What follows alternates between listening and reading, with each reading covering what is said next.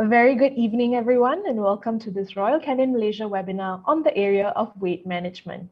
A special welcome to those who are joining us from overseas, namely Brunei, Indonesia, the Philippines, and Thailand.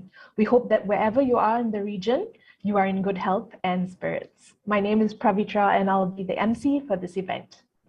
Before we proceed with the agenda for today, we have a special message for everyone from Ms. Marley Houston, Royal Canin Malaysia's Head of Veterinary Business. Take it away, Marley. Hello, everyone. And first of all, a warm welcome and thank you for joining our first webinar of 2022. For this webinar, we chose a topic which is close to our heart because of the strong relevance in the pet health, diabetes. The prevalence of a dog getting diabetes is 0.3%, and for cats, even 0.5%. This makes diabetes the second most common endocrine-related disease. Luckily, there's also good news. Studies have shown that diabetic pets, especially cats, have a good chance of remission. This is if we manage to stabilize the patient and, most importantly, finding the right regime of insulin and dietary management. And that's why I'm honored to have our guest speaking of the evening, Dr. Linda Fleeman, founder of Animal Diabetes Australia and an expert in pet diabetes, with us tonight. She will introduce us to a continuous glucose monitoring device and a more effective process for insulin.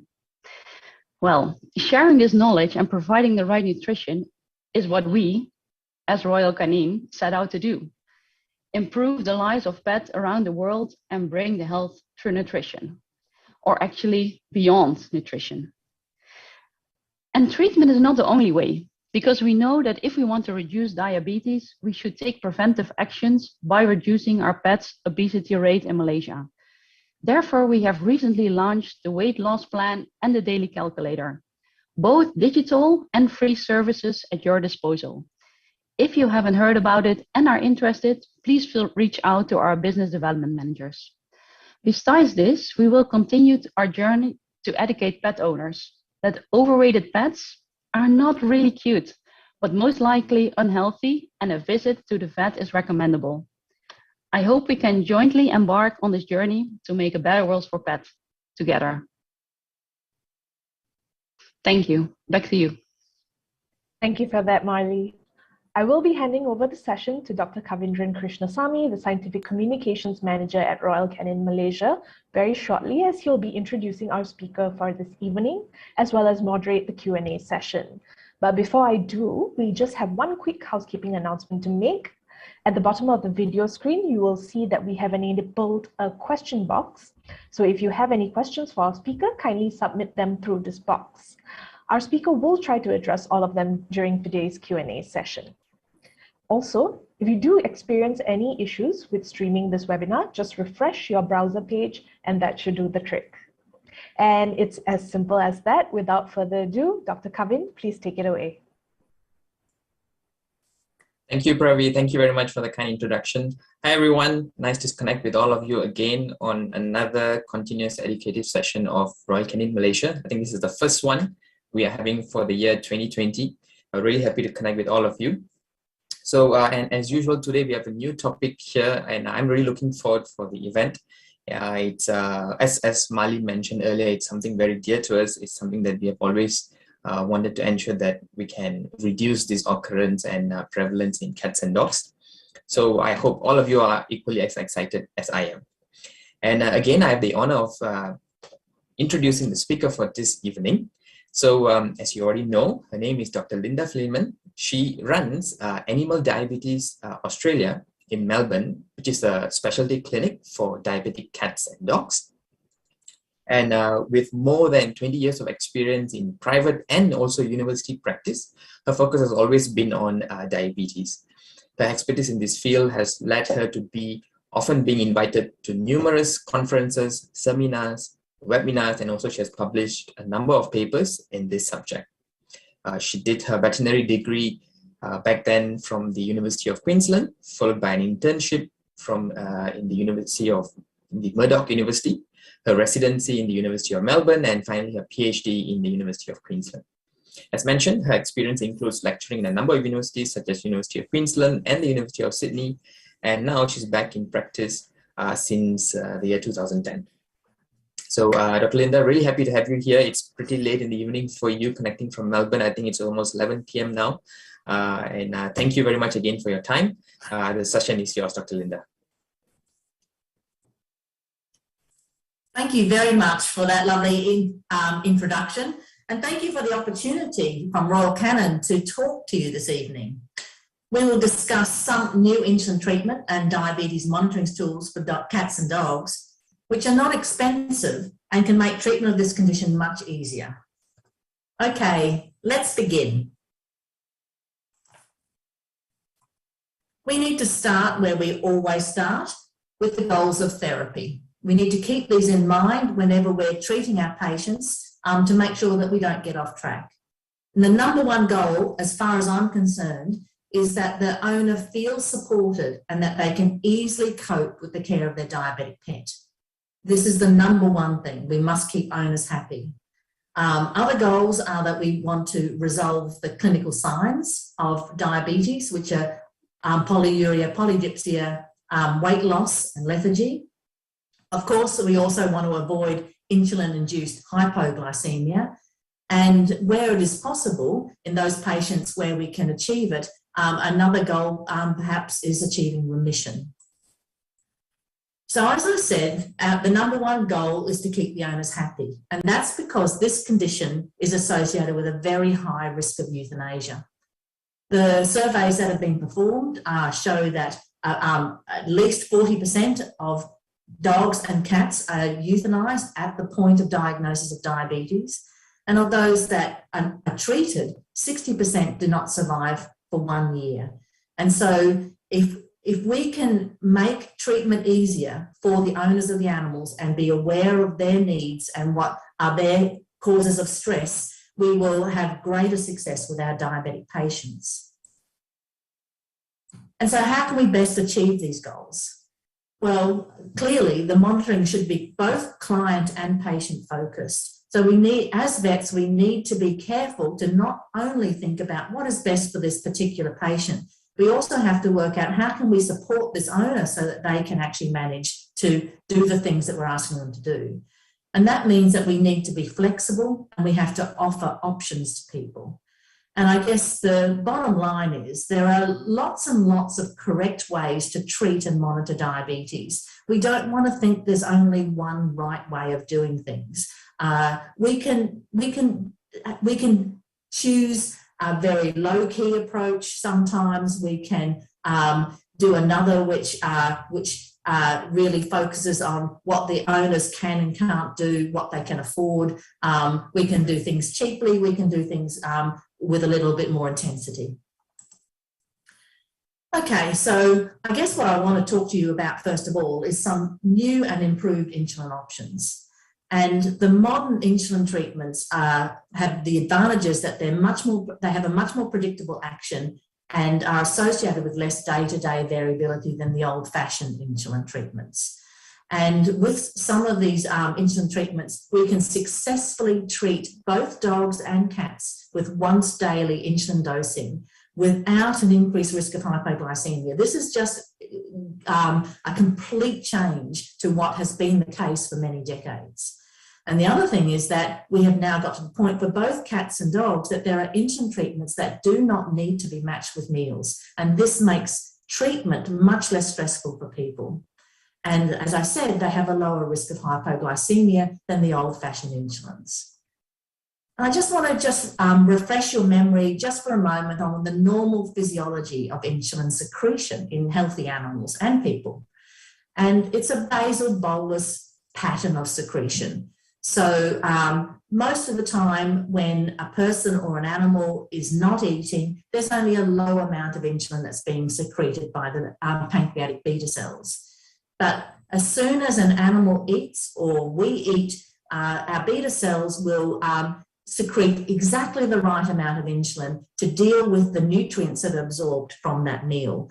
And so what that means is over the course of the day, the insulin secretion goes through bolus secretion, and then there's the background basal secretion. And if we use an intermediate acting insulin, we don't really match that normal physiological response. It's pretty good, you know, and these insulin treatments are very cheap, and they're a good option for people, for instance, where cost is a great concern, but they don't provide the best control of diabetes. We can use longer acting insulin treatments, and there's plenty of those around, but they also don't exactly match what is needed to completely replicate what would happen in the healthy individual. And one of the things, if we're going to recognise that we're trying to mimic a treatment which is a basal bolus pattern of secretion, is that we have to consider the differences between the different species. And what I have here is given some indication of the normal physiological bolus secretion that occurs in 3 different species, in humans, in dogs, and in cats. And as you can see, the bolus insulin secretion is much shorter in people than it is in dogs and cats. And in particular in cats, it's a very long, drawn-out period that can go for more than 12 hours, and there is a very minimal increase in insulin secretion required. And in dogs, the postprandial period can last for 6 to 9 hours. And so what that means is that if we're thinking about bolus insulin treatments and basal insulin treatments, well, the good thing is that for cats, they usually don't need to use any bolus insulin. So if we can treat cats with a really good quality basal insulin treatment, they will likely go extremely well. And if we have to use a bolus insulin treatment in a dog, we don't want to use the same sort of insulins that are used for treatment of people. What we want to do is we want to use a longer acting version. So the things that are the insulin treatments that we usually associate with being intermediate acting are usually the most appropriate ones to give a postprandial insulin shot in dogs. But the basal insulin treatments, I think, are much, much more interesting than the bolus insulin treatments. And this is the definition of what a good basal insulin treatment is that is used in human medicine. So for a basal insulin treatment to be effective and safe, it must have a long duration of action. And perhaps the most important thing is that the action of the insulin must be roughly the same for every hour of the day. And that's called a flat time action profile. And there also must be minimal day-to-day variability. So there's really quite strict criteria that define a basal insulin treatment. And if we look at the evidence that we have right now for what would fulfill those criteria for cats and dogs, there really is only one insulin treatment that could be classified as a basal insulin treatment for cats, and that's Toujeo. And as we've already discussed, we can treat almost every diabetic cat with only a basal insulin. So this is a really important thing that we have now established. And that insulin is the new version of glargine insulin, which is the U300, or the glargine insulin, which comes as a 300 unit per mil solution. And the brand name is Toujeo. And as it happens, if you look at all the information for treatment of dogs, Toujeo insulin is also a suitable basal insulin treatment for diabetic dogs. But there is another one as well, that's Degludec or Tresiba. But I guess if you're going to have one new insulin in your practice that you want to use for both diabetic cats and dogs, and that you want to become familiar with, my strong recommendation is that you use Toujeo insulin. Okay, so what is it? As I said, it is glargine. It's the glargine that we know and love already, but it is made in a much more concentrated form. It's 300 units per mil instead of 100 units per mil. And this confers it a longer duration of action, and it's less potent. And because of that, there is a lower risk of hypoglycemia. And also because of that, on average, it can, after you start treating an animal with Toujeo insulin, it might take about 3 days for the insulin levels to reach a steady state. And it is made by the same company that makes Lantus insulin, and it is available in basically the same brand of pen, which is a Solar Star pen. So one can buy either a Lantus Solar Star pen or a Toujeo Solar Star pen. It's a very simple product to get hold of. And it's actually stunningly simple why it is better and why it works better. And that is because the insulin is 3 times more concentrated than the previous, than the other glargine insulin. When it is injected into the subcutaneous space, the droplet of insulin that is injected has a much, much smaller surface area. And for that reason, the insulin is released at a much more slow and steady rate. I mean, I don't know what sort of genius thought of that. It's just a brilliant and simple solution to providing the sort of basal insulin treatment that we need. And I know that what we're always interested in when we're talking about something new is how much is it going to cost. So in most of the time when you buy an insulin dosing pen with 100 units per mil insulin, you get 300 units in the pen. So in other words, there's 3 mils in the pen. The Toujeo insulin has 50% more insulin in the pen. So it's a 1.5 mil pen, which contains 450 units in each pen. So if we're going to compare the price of some of the common insulin treatments that are used, we can see very quickly that the old-fashioned insulin treatments, such as the Humulin 3070 insulin, they're the cheapest of all by far. There's no question there. But when we're comparing Toujeo and Levemir and Lantus insulin, they're basically the same price. And so if you're deciding to switch one of your patients from one of those insulins to Toujeo, you're not doing anything that will increase the cost at all for the owner. And yet what you're doing is you're likely to save them a lot of money because the monitoring will be less difficult because this insulin just works better. Okay, now it must be used with an insulin dosing pen because it is such a concentrated insulin. The pen, when you use it, you just dial up 1 unit or 2 units or 3 units. So owners don't have to think about it being concentrated. But it is very important that nobody uses a syringe to draw the insulin out of the pen. And there are a lot of issues that people talk about with regard to insulin dosing pens. And what I want to do is just take a few minutes just to address those, and perhaps for anyone who does have concerns about using an insulin dosing pen, put your mind at rest. So sometimes the instructions on the pen, and this happens with Toujeo insulin, it says it should not be stored in the fridge. Well, in actual fact, there's nothing wrong with storing it in the fridge, and that's where it should be stored before you put it in use. But it is a human insulin, and people tend to carry these around with them. So they will carry them around in their handbag or their briefcase or something. But basically, insulin must be kept below 28 degrees Celsius and away from heat and light. So a fridge is a very good place to put it. And if the inside of the house is going to get to more than 28 degrees Celsius, the pen has to be put in the fridge even when it is in use.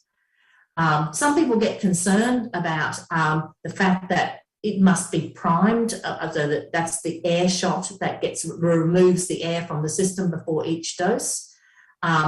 People also can get concerned with regard to the treatment of cats and dogs, that the instructions say that the needle must be left under the skin for several seconds, and we'll talk about those 2 things in a moment. And then the other thing that concerns people is that when they use an insulin dosing pen, if they leave the needle under the skin even for a while, when they pull the needle out of the skin, they sometimes see a drop of insulin on the end of the needle afterwards. And people get concerned that the full dose was not administered. And I guess what I want to say about that is that that's normal. The full dose has been administered, and it's normal for there to be a drop of insulin on the end of the needle. So with the Toujeo pens, the instructions are that they should be primed with 3 units of insulin before each injection, and that is to prove that the pen is working properly and to get any air out of the system. And that's certainly what I recommend. However, if cost is an issue for a particular client and they're concerned about that small amount of loss of insulin, then I think it is acceptable to talk to those people. Well, maybe they can skip that step as long as they're careful to observe the insulin cartridge for air bubbles and to think about removing those.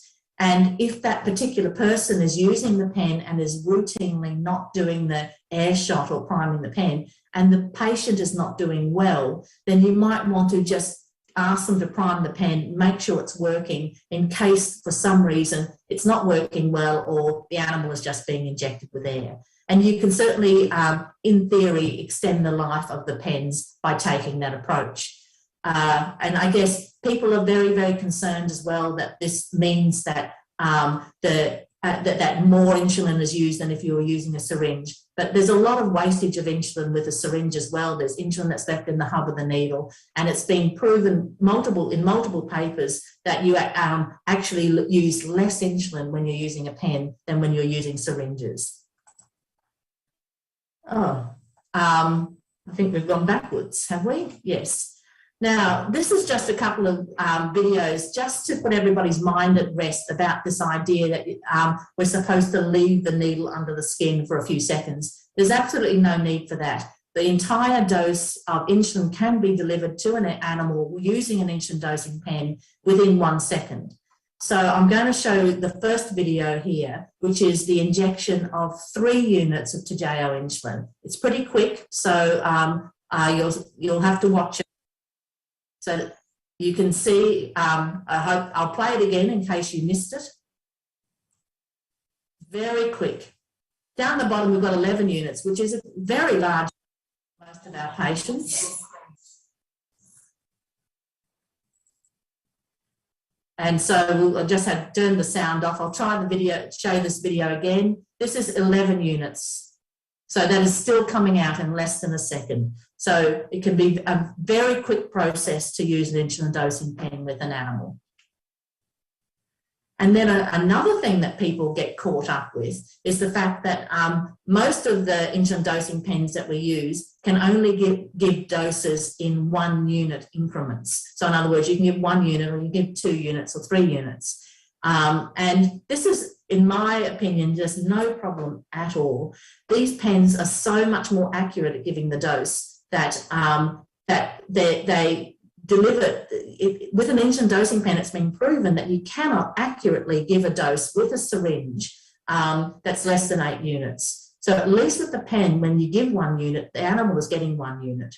But for instance, if we decide that an animal needs somewhere between 3 and 4 units twice a day, then what I do routinely is I give 4 units in the morning and 3 units in the evening, or vice versa. And that works absolutely fine.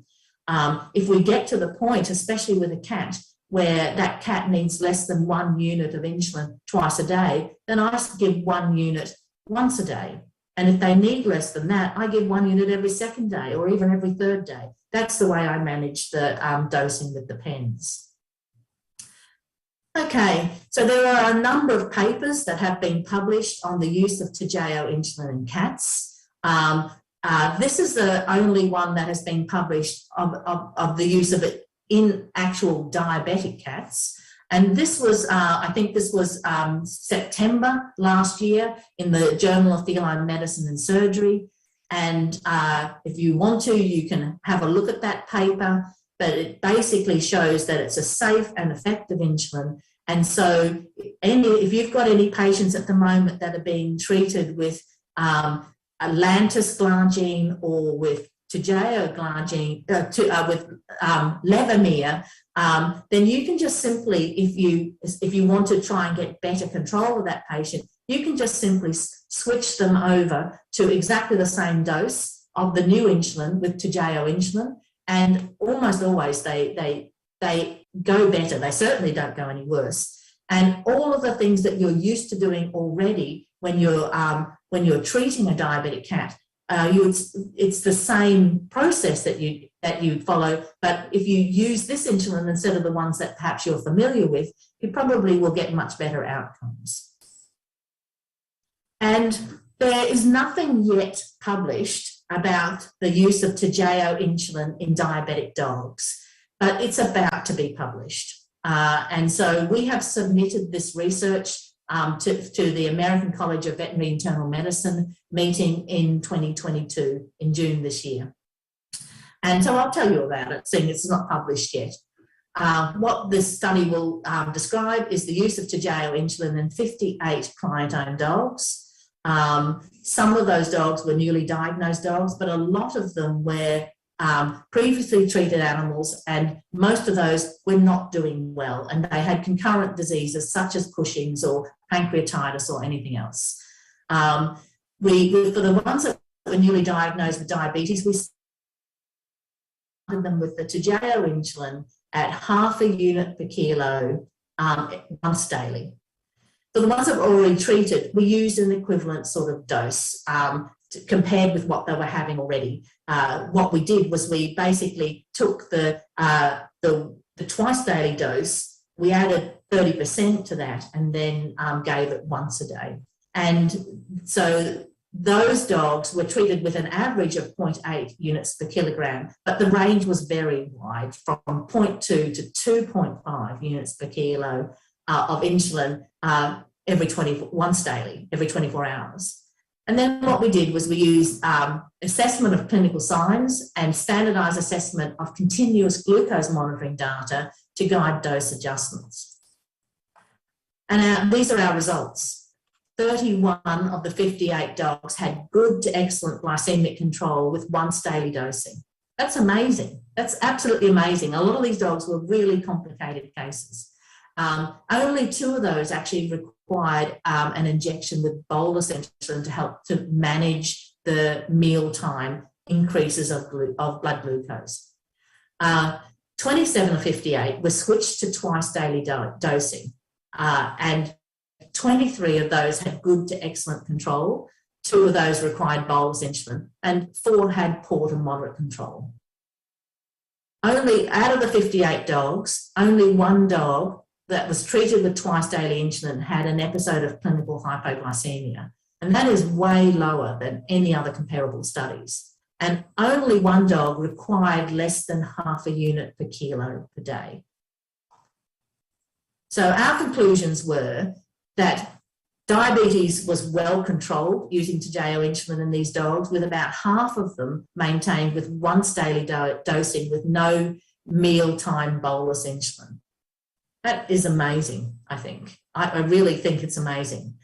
A large dose rate was required for good control, and overall a higher dose of Toujeo is required compared to previously described doses for other insulin formulations, suggesting lower potency of this insulin in dogs. And that basically means that it is behaving in a very similar way to the way it behaves in diabetic people. So the other things that we can say, just to summarise this, is that Toujeo insulin for both cats and dogs is safe and effective, and is associated with a lower risk of hypoglycemia than other insulin treatments.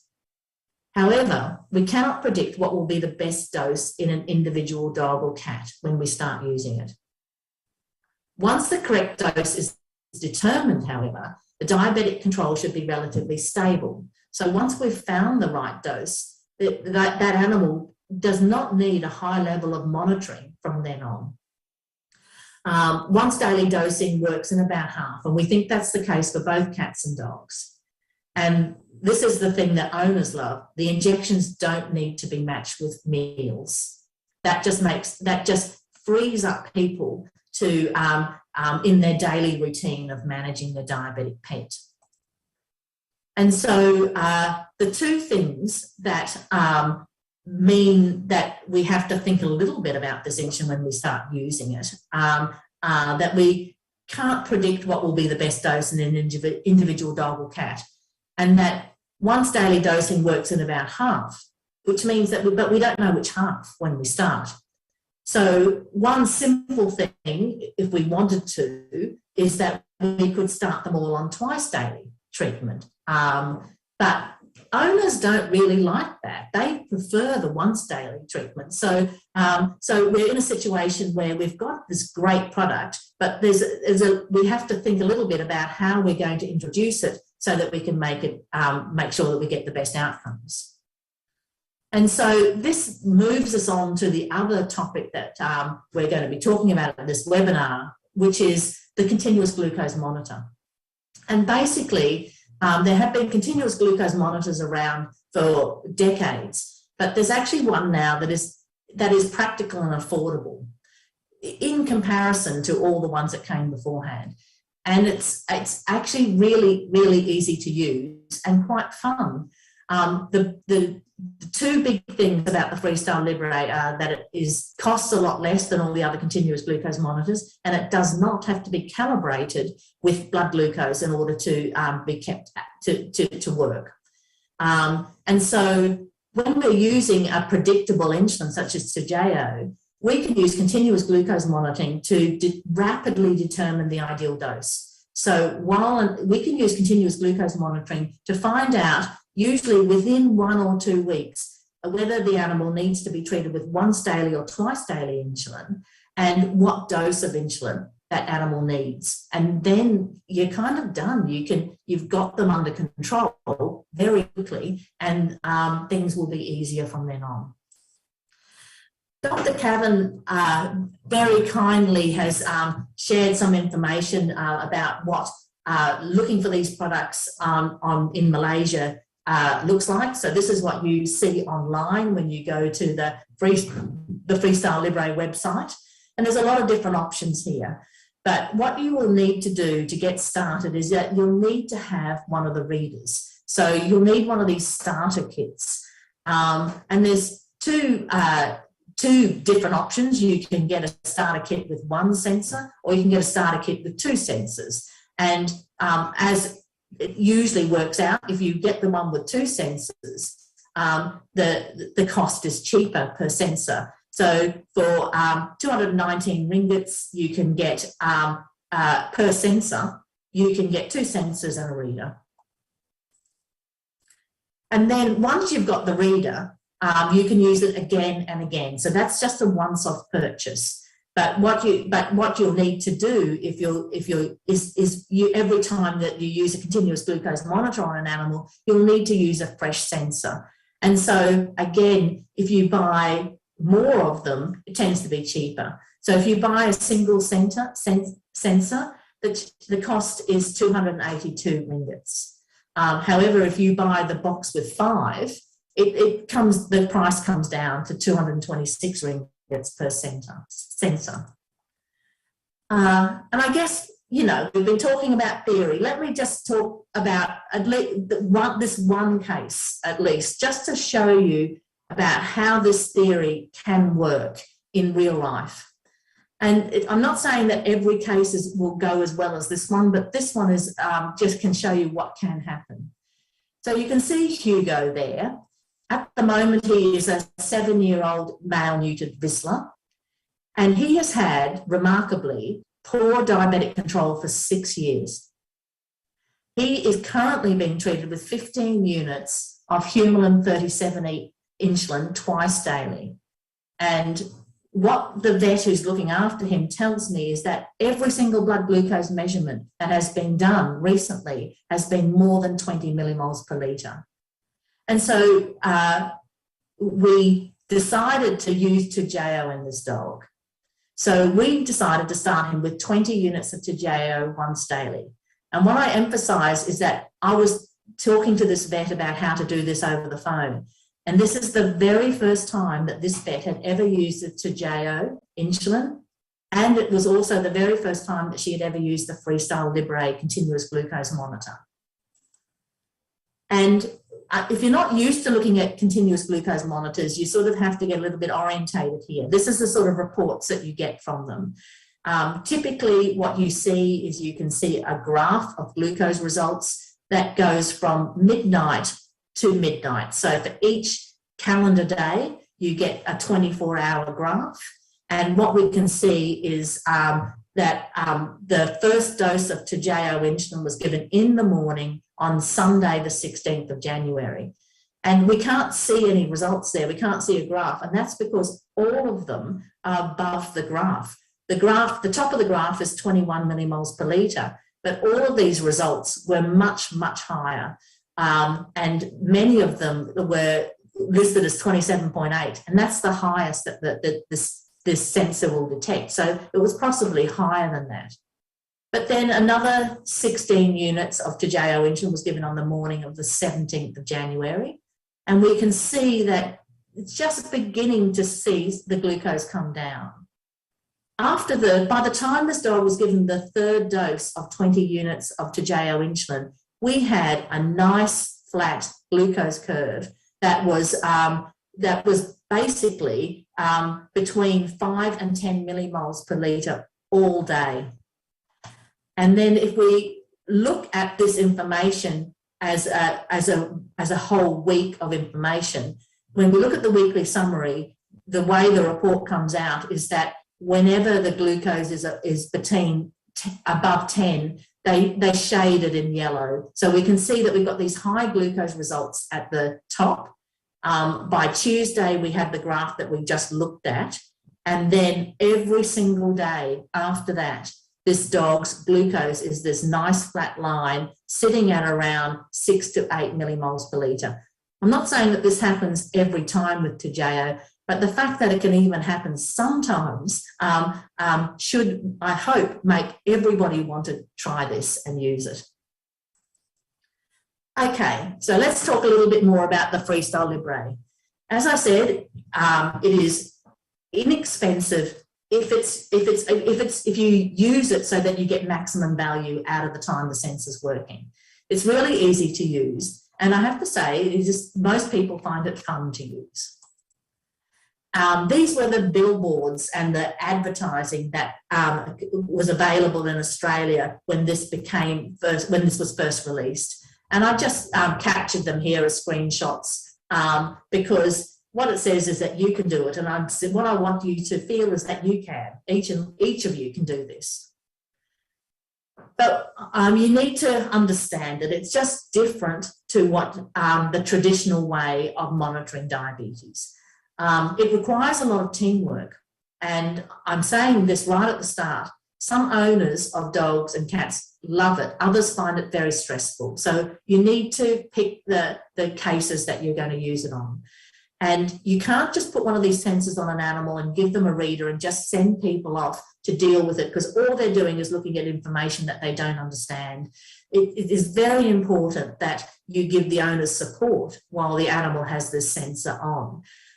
But you can't make sense of the information unless the owner tells you things like when the animal is fed and so on. So it requires a lot of communication. It's got plenty of advantages, but it provides information on glucose trends. It does not measure blood glucose. What it's doing is it's measuring interstitial glucose. And there's absolutely no reason at all why the interstitial glucose result at any point in time has to be exactly the same as the blood glucose. And so to have the approach where you put one of these on an animal and then compare it with the blood glucose and say, oh my God, it's not the same as the blood glucose, all you're doing is comparing a new bit of technology with an old way of doing things and saying they're not the same. That's not the way to think about this. So we get continuous information about glucose trends, but it's not the same as blood glucose. It correlates with blood glucose, but it's not the same. It definitely detects more high and low glucose events than blood glucose monitoring. And it helps owners to better understand diabetes as long as those owners are getting support. But the key thing that I want to talk about is that it can rapidly determine the ideal dose when a predictable insulin such as Toujeo is used. The disadvantages are that many owners find it stressful. A very important thing is that you cannot reliably differentiate euglycemia and hypoglycemia. So just because the interstitial glucose says that it's less than 3, it does not mean that the animal is hypoglycemic. The last time I checked blood glucose, when an animal's interstitial glucose was 2.2, the blood glucose was 7.5. It's a really important point. The other thing it does is it generates a lot of data, and there are currently no published guidelines for interpretation. And I think the other thing that each of you must consider before you embrace this for your practice is just how you're going to charge for the support and interpretation of the data, because you must do that. You must help people when they've got these things at home, and you should be paying, they should pay for your time, but you've got to think about how you'll manage that. And I guess the thing about this is that if you're not doing continuous glucose monitoring and you're trying to figure out what's going on with the diabetic, it's a little bit like flying a plane through clouds. And so if you don't know exactly where the mountains are, if you don't know where that risk of crashing is, what you need to do when you're a pilot is you need to fly the plane higher. So if we are doing other forms of monitoring in a diabetic animal where we don't get this continuous information, then what we need to do is try and keep the glucose a bit higher to avoid them having hypos. And if you don't do that, what you can do is you can crash, which is a disaster. You might end up with the patient having too high glucose or too low glucose, or you can get completely confused and end up flying upside down. So what we want to do is get this really clear idea of what's going on with the animal's diabetes, but ideally we want to time it when we need information.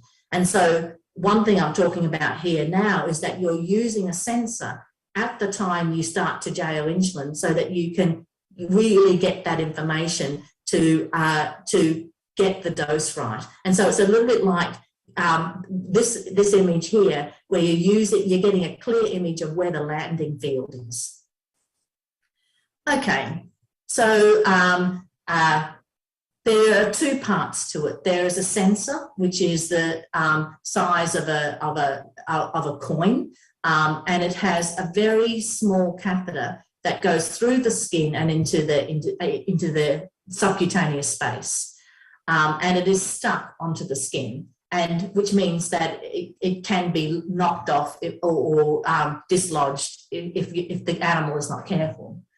And then you need the reader, which you can see on the bottom right, which is the way you scan it.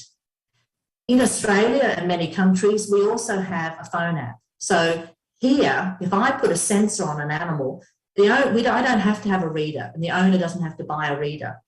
They can just use a free app that's on their phone. And I know that app is currently available in Singapore, but not available in Malaysia. But I can just about guarantee you it will be available in Malaysia. So maybe in months to come, you will no longer be needing to use a reader for these patients, that you will just be then putting a sensor on an animal and getting people to use their mobile phone.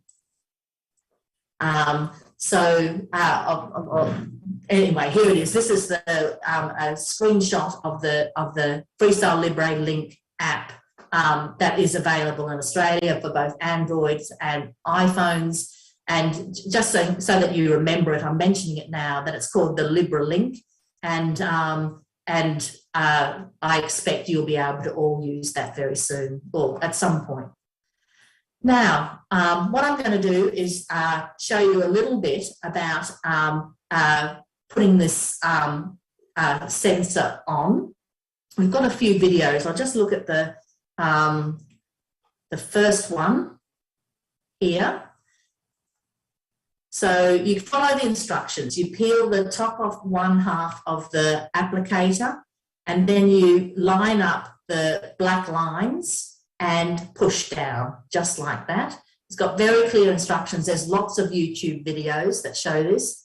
And then what I do is I add a little bit of glue to the adhesive surface, the edge of the adhesive surface of the sensor, in order to just improve the chances that it's going to continue and stick. And here we have a dog, and we've got a window clipped in her fur, and it's just about putting the sensor gently on the dog. You can see that this dog was not really bothered by that at all. And now this is the most important step. after you've pushed down to the sensor, you need to take a breath and wait. That during that few seconds, the sensor sticks a little bit more firmly, and then you can easily remove it. I'm going to play the next video now. It's the same process, just to go through it. And I just will emphasize the most important point is that when you apply the sensor to the animal, you pause for a minute. If you pull the applicator away too rapidly, more often than not, the sensor comes away with the applicator and doesn't stay on the dog. And you don't want to do that. You don't want to waste any sensors because they're not that cheap, you know. So here we go again. I'm putting it on this dog here. Well, in a minute, you'll see this dog. There he is. Now, you push down. In this video, he actually flinched. It makes a loud sound when the click goes, so it can actually make a dog flinch. The video made it look like I pushed the dog very hard, but the dog just sort of flinched at the moment. And then I waited for a second before taking off the applicator, and the sensor is left behind. So to recap, one has to clip a window in the fur, cleanse with alcohol, and then you're supposed to let it air dry. And then I apply a little bit of glue to the edge of the adhesive surface. And the person who's holding the animal needs to prepare that animal for the loud click of the applicator, particularly for cats. You don't want the cat to go in one direction and the sensor to go in the other. And then after you've applied the applicator, you take a breath and you have to wait a few seconds. And then you carefully remove the applicator, ensuring that the sensor stays attached to the skin. You can just lift it off slightly. You can see that it's stuck there, and then you take it away. And then I think a very important thing is that where the sensor has been placed on the animal needs to be protected with some sort of non-adherent covering. I like putting a T-shirt on dogs. There are some cats where little T-shirts or singlets are put on. You can use a bandana. You can use a sock or something else. It's easy enough once you realise that this is an important thing and helps the sensor to last longer. It's easy enough to find something that will work. So you can see different places where you can put these on. So the schnauzer in the middle, you can see the sensor is put over the latissimus dorsi muscle behind the scapula. The schnauzer on the left has got the sensor on the side of the neck, which is a very handy place where they can sit under the collar.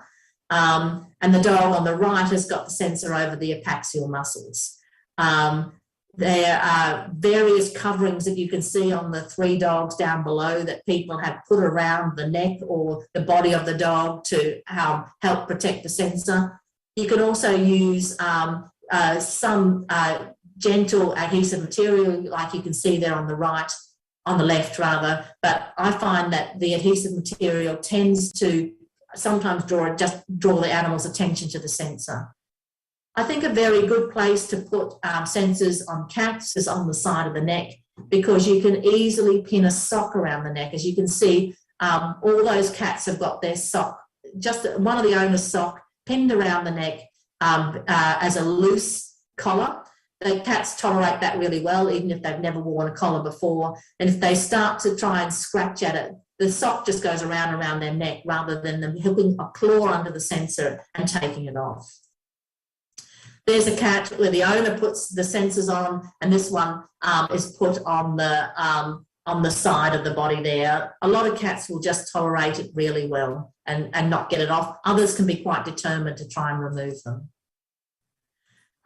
If you're using the Freestyle LibraLink app, then it's very helpful when the owners are installing the app on their phone that you know what their username is, which is always the email address they put in, and their password, because this will allow you to view the glucose information online. So in the future, that might be useful information, but at the moment, that's not possible in Malaysia.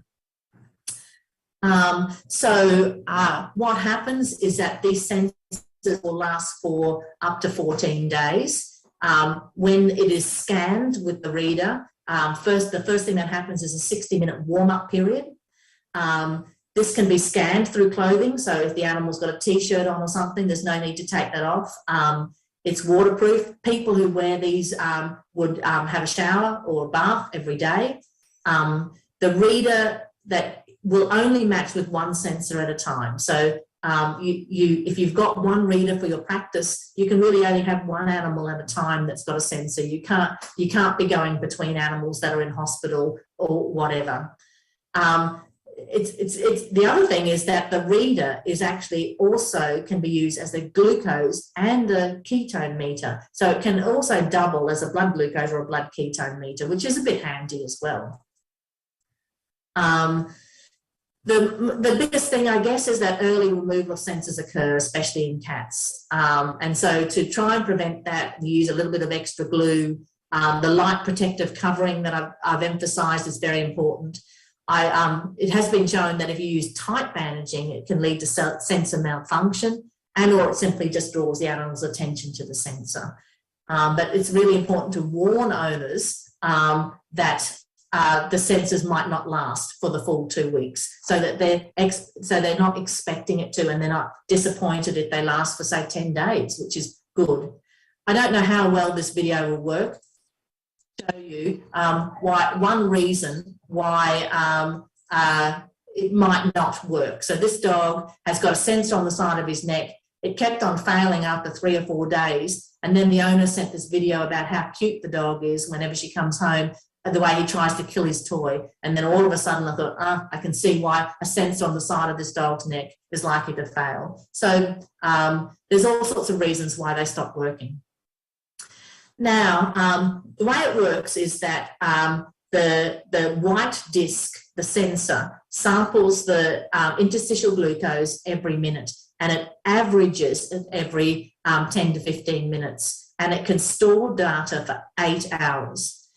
When the reader scans the disc, it picks up the last 8 hours of information. And so it's really, really easy to use the reader. It's only got one button, so it's easy to turn on. It's got a touch screen, and so when you turn it on, you get 2 options, which are to start a new sensor or review history. And so obviously when you get the first time, you click the start sensor, and then after you've initialized the sensor, when you turn the reader on, you get an option to either check glucose or review history. When you check the glucose, you get a number from anywhere up to between 2.2 and 27.8 millimoles per litre, and an arrow that shows you what direction the glucose is going in. And then what people can do if they go into the menu, they can obtain the daily graph, so they can obtain 24 hours of information. And that daily graph can show a graph that goes up to 21 millimoles per litre.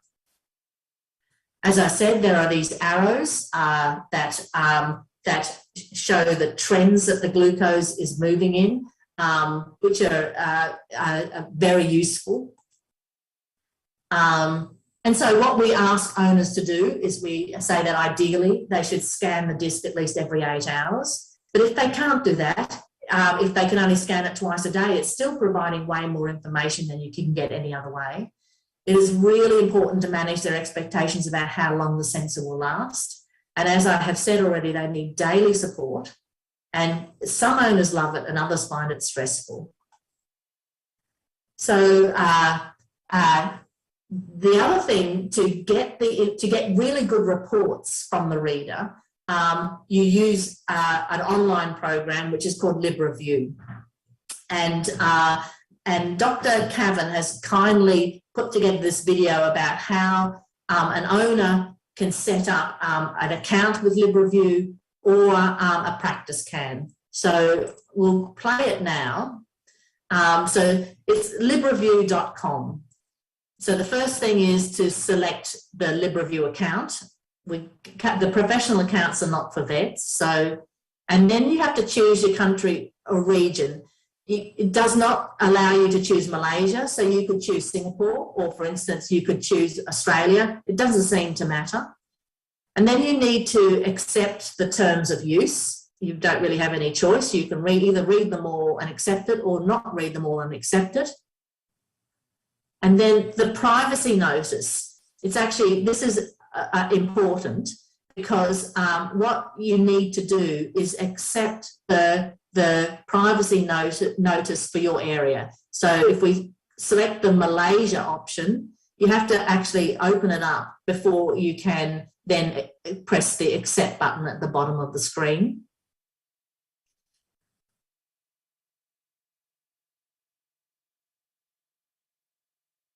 And then you can put in a name and select a date of birth. It doesn't really have to be an accurate date of birth, but the accurate, I think it needs you to be more than 18 years of age. So you don't want to put in, for instance, the animal's date of birth. And then you need to put in a username, which is an email address, and choose a password.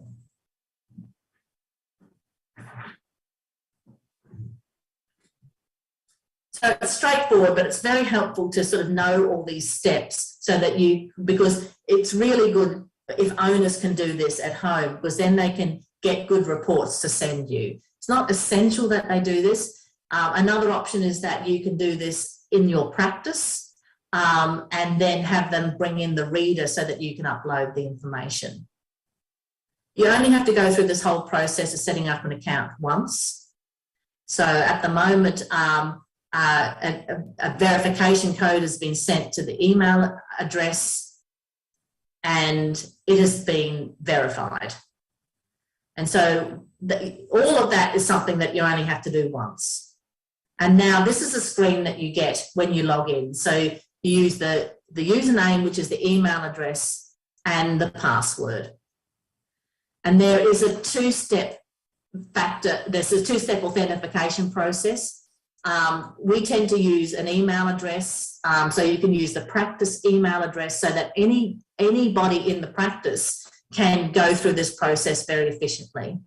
You don't want to just do it to a mobile phone and then that person leaves the practice and nobody can log in again, So it's best to use an email address, and then you click the link to get the code, and then you just put the code in so that you can move forward.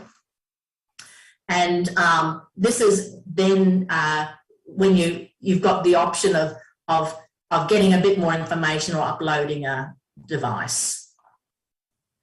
Okay, so if we once you've got an account, I'll just go through what you need to do. You use the username and password to log in. Then you click the button that has the verification code sent to your email address. You put that in and then you get this screen. And so the first thing that you will need to do is this process where you get the reader. So this could be done by the owners at home, or you can do it in your practice. You get the reader and you plug it into a computer.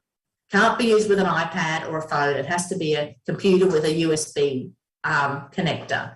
And then you upload. It's a very simple process, very easy to use.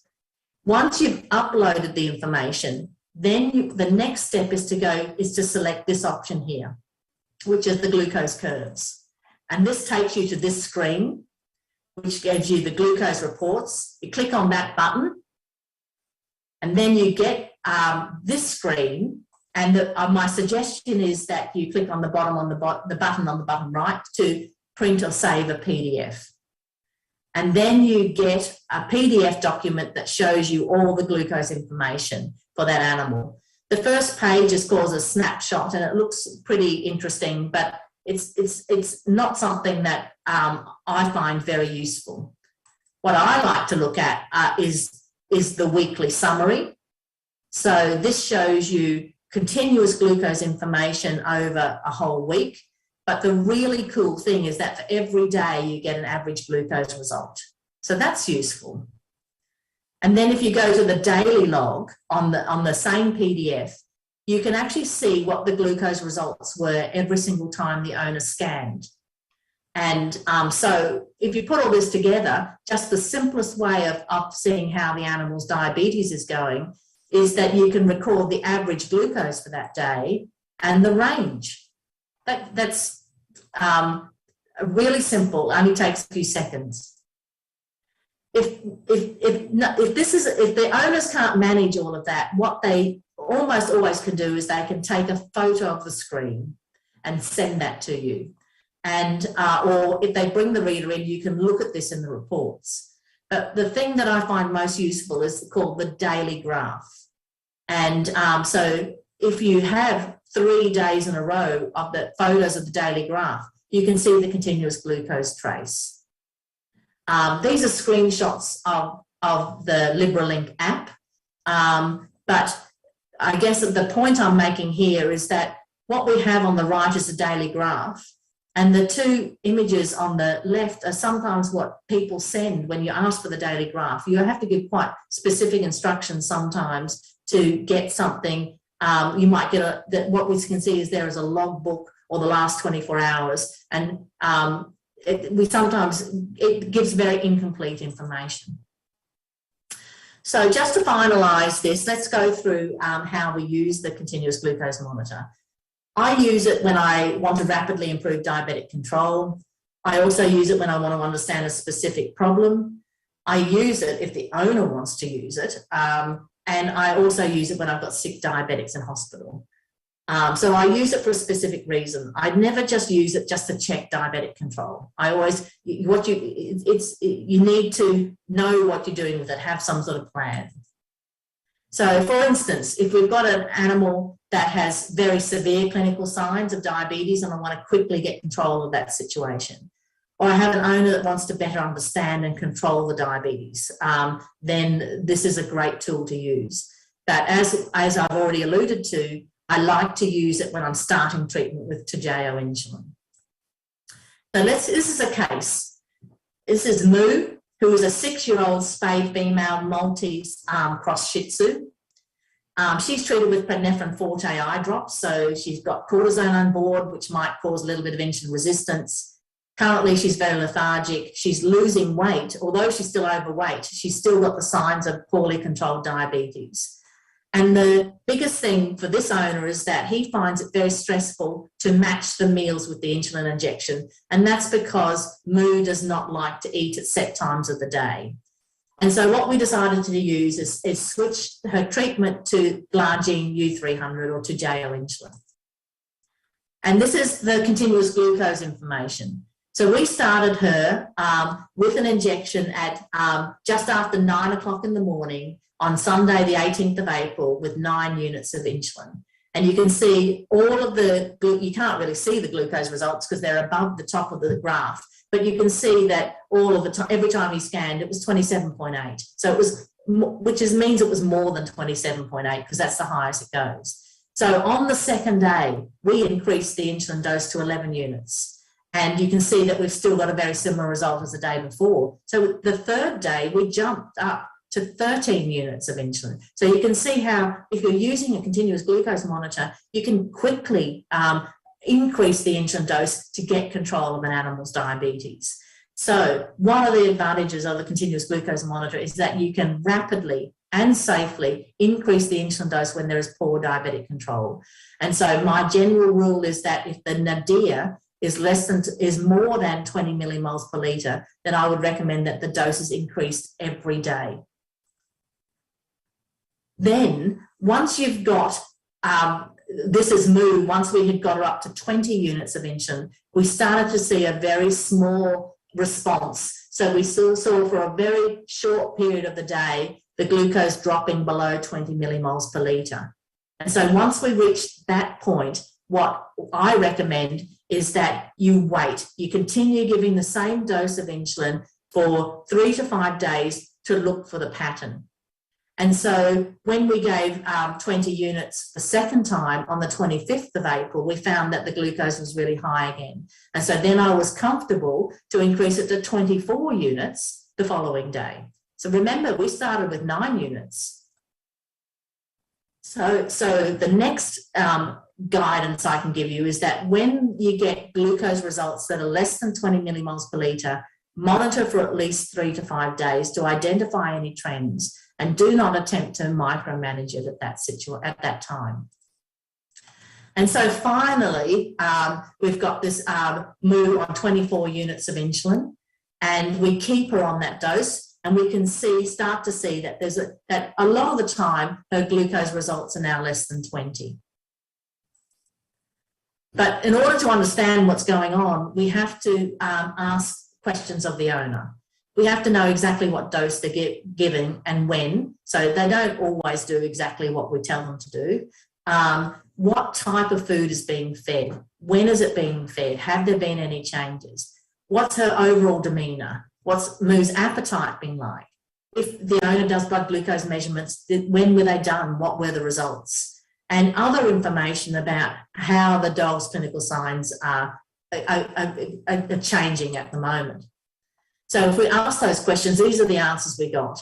The first thing is that the owner absolutely loves the continuous glucose monitor. So that's good. That's a good start. He reports that the lethargy resolved as soon as she started to JO insulin. And we often see this with this insulin. We often see that the dogs appear better, and the cats, even before we've got control of their diabetes. But there was no appreciable decrease of water intake until we got to the higher dose of 24 units once a day, which is when we started to get some glucose results that are less than 20. And when we look at the trends that are happening over several days, we can't find any detectable correlation of glucose excursions with meals or anything else in this case.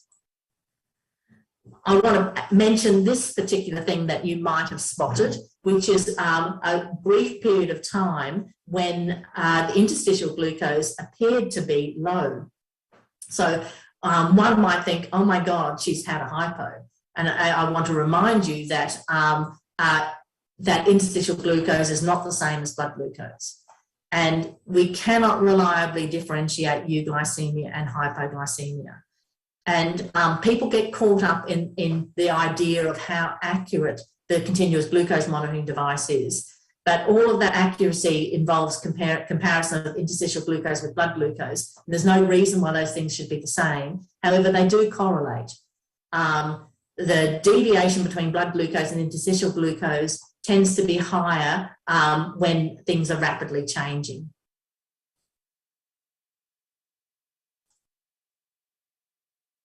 I want to tell you a story about this cat. So this is a cat that came in having a hypo on the 31st of December. And what was done is a continuous glucose monitor was put on, and then the insulin treatment was stopped.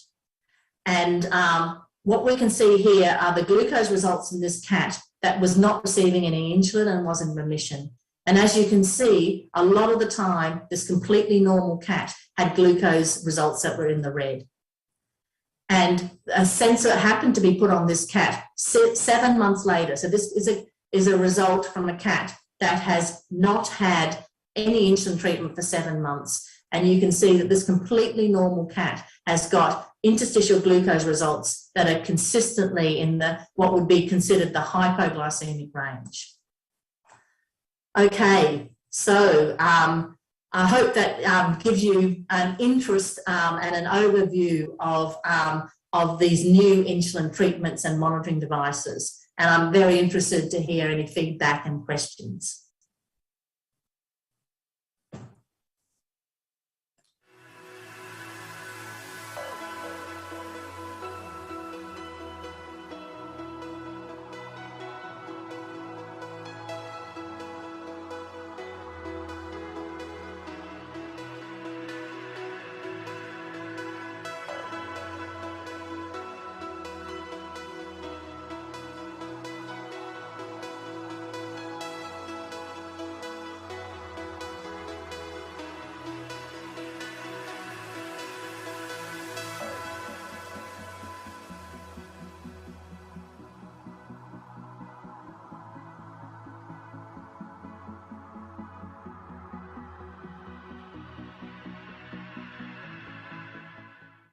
Hello everyone, thanks for staying tuned. So before we jump into the Q&A session, let me just quickly share a little bit about Freestyle Libre and Tejeo. I think Dr. Linda already gave us a brief overview of how it works and where or how easily we can acquire them. But let me quickly share a bit more about the insulin specifically on the accessibility here in our country. So when I spoke to Dr. Linda about this particular topic, so first thing we wanted to make sure that all vets can access this insulin here in Malaysia, or else this would be not applicable and you wouldn't really be able to appreciate it. So I looked into it, and yes, you can access, you can purchase, and definitely pet owners can also purchase or access them. So this particular insulin is distributed by one of the most common distributor here. I think most of you probably even have an account with them, DKSH. So probably you could even directly get supplies from them if you see those adequate number of cases and you prefer to have stock in hand. But nonetheless, if you are seeing cases at a handful number only, and you prefer the pet owner to purchase it themselves, or you yourself purchase from pharmacies, a number of major retail pharmacies carry them. So these are some of the pharmacies that I found out, and the prices of those pen. So because when I first spoke to Dr. Linda, the prices that I gathered was about 90 ringgit, and that's what Dr. Linda showed earlier in the presentation. But I found out there are many other pharmacies offer even a little cheaper. So AA Pharmacy and Big Pharmacy, they offer around 80 to 84 ringgit per pen. They do sell by pen, but you can also purchase it by boxes. Some of them are a lot cheaper. If you purchase by a box, it comes in in 5 pens. And then Alpro, Caring Pharmacy, and also Sunway Medical Care. Some of them only sell it as a whole box because they order as from DKSH as per your request. But the main point here is it is accessible. Most major retail pharmacies do carry them. And of course, Freestyle Libre, Dr. Linda already had showed y'all. So the company Abbott, and here in this case Abbott Malaysia, they do have an official online store. It's in Lazada, so that's the link there. We are more than happy to share this link after the event in our follow-up emails. But if you go into Lazada, you just click or you search Freestyle Libre, you should be able to see the official store show. They range too. So if you're looking at a sensor alone, it ranges around 220 to 290, depending on the packages you pick, as what Dr. Linda shared earlier. And the sensor alone, roughly it goes about 250 a disc and estimated to last around 14 days. And this is how the website looks like, as in the Lazada store, a little different if you look in your mobile application. There are lots of packages that you can try. Probably one good one to try is they have this sort of like a starter pack where it comes with one sensor, one disc. So definitely if it's the first time case, you need both of those things. And I'm sure that it'll be very helpful for you to explore this option in managing your diabetes cases. So yeah, that's it from me. We will jump back into the Q&A session. Pravi?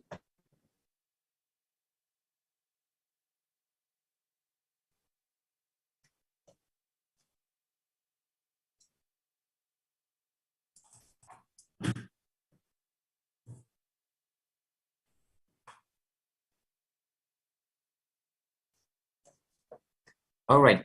Hi, Dr. Linda. Thanks for being still with us. So a number of questions came in, quite a few actually. I guess our audience really got intrigued with this new information that you have given to us. So allow me to go through them, and then hopefully we have enough time to discuss all of them. So the first question, the first question, it's more of like using insulin and the suitable sizes. May I know the size of syringe or needle that is influenced in the prescription of insulin? And is there a best size that you would use for cats, perhaps? For the injection of the insulin? Is that I'm guessing here they're looking at withdrawing insulin into syringes individually and using it on cats, rather than using the pen directly. So for Toujeo insulin, you must use the pen. Okay. So what about other insulins that they have the access to withdraw it into syringes? Are there any particular sizes that you would recommend? Sizes? Yeah, the ball or the syringe size. I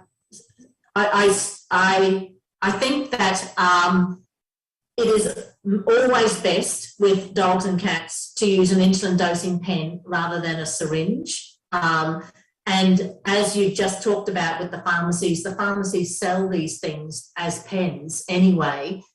So it's not expensive, it's much easier, and it's more accurate. And so it's the modern way of doing things, I guess. And the modern way is not expensive or difficult. So if you're unfamiliar with it, I suggest that you start using it. They come with very good instructions. You just have to have, in addition to the pen, you need to buy a needle that goes on the end of the pen, which the pharmacies also sell. It's easier with dogs and cats if you have a longer needle rather than a short one. And that's because the method of giving a subcutaneous injection to a dog or cat is different to the method of giving a subcutaneous injection to a person. What we do is we lift up a little bit of the skin and put the needle through like a tent in the skin. But the pens come with good instructions.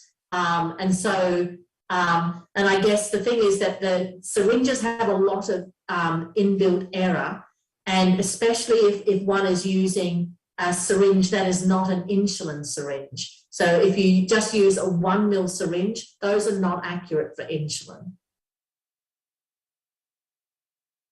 Okay, clear on that part. Thank you, Dr. Linda. Now, earlier you did share as a case that I think you started with somewhere around 9 units of insulin, but is there like a scale or a dose sheet that pets can refer to on what dose do we start with if we intend to? If the animal has never been treated with insulin before, so if you have just diagnosed the diabetes, I would suggest that you start with half a unit per kilo. But if the animal is already receiving some insulin, then I suggest that you start with more or less the same insulin dose that the animal is having with the other insulin. And in each of those cases, you will probably have to increase the dose.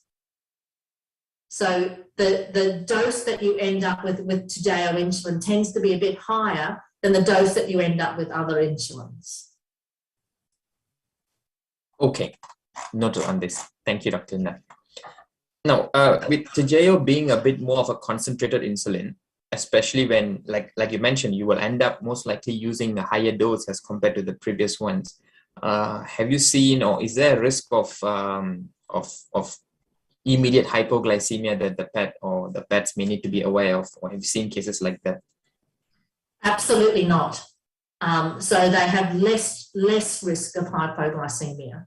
The fact that the insulin is concentrated doesn't matter when you're calculating the dose, because 1 unit of insulin is the same as 1 unit of insulin, and the pen will deliver 1 unit of insulin. So you don't have to think about the concentration of the insulin, except that you never, ever, ever draw the insulin from the pen using a syringe, because that will lead to overdose. But this insulin has got a lower chance of hypoglycemia. So if I see a patient where the biggest problem that animal has is hypoglycemia, I always switch them to Toujeo insulin, because that will be better than whatever they were on before. So this is a smoother, more predictable insulin. Okay, I think this only strengthens the point earlier that why use another syringe if you can just use the pen. It sorts out that unit and that concentration concern. Yes. And they're easy to use, honestly, very easy. Perfect. Okay. So next question, maybe just need a help to elaborate a bit more on the fact that you mentioned the disadvantages of using like a good old blood glucose reader with the prick and the blood glucose reader as compared to a continuous glucose monitoring device. And if that is what the only thing that the owner wishes to use, how can we go about it? It's much cheaper to use blood glucose monitoring, but it will take longer to adjust the dose. So it is possible, of course, for someone to do blood glucose measurements every 2 hours every day and then change the insulin dose every day.